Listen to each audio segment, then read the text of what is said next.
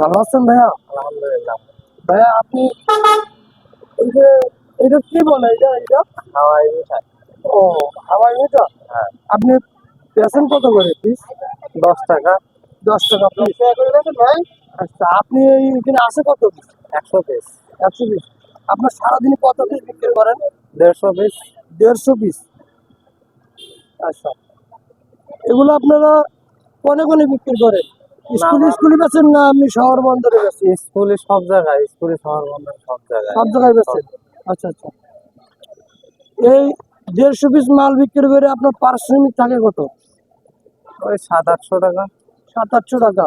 যারা বেকার ভাই বন্ধুরা আছে তাদের জন্য আপনি কি বলতে চাচ্ছেন? তারা বেকার না থেকে এই ব্যবসাটা যদি শুরু করে অবশ্যই তার পরিবার কি ভালো থাকবে? অবশ্যই। আল্লাহ ভালো চালাবে, কর্ম করতে হবে বেকার না থেকে।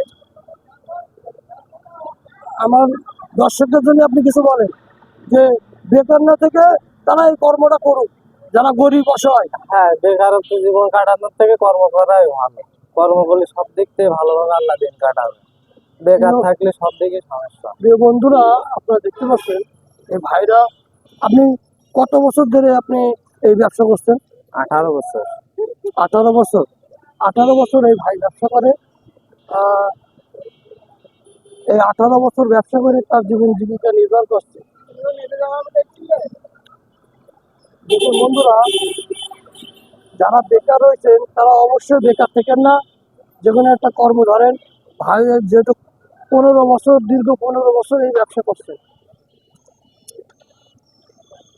আচ্ছা ভাইয়া, এই 15-20 মাল বেচলে আপনার 800-1000 টাকা ইনকাম হয়, জি। তাই না?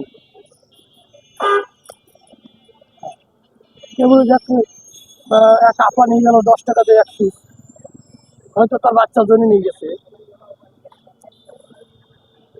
তাহলে এই ব্যবসা যদি কোনো ব্যক্তি করে অবশ্যই তার রুজির ব্যবস্থা হয়ে যাবে। অবশ্যই অবশ্যই। আল্লাহ ঠিক যে কোনো কর্ম করলেই হয়। ভাই ও বন্ধুরা, আপনারা দেখুন অনেক পরিশ্রম দেয়, 15 বছর এই কষ্ট করছে। আপনারা বসে না থেকে অবশ্যই যে কোনো একটা কর্ম বেছে নিন, বসে থাকলেই লস। তাইলে ভালো থাকেন, দোয়া করেন আমার জন্য। আসসালামু আলাইকুম।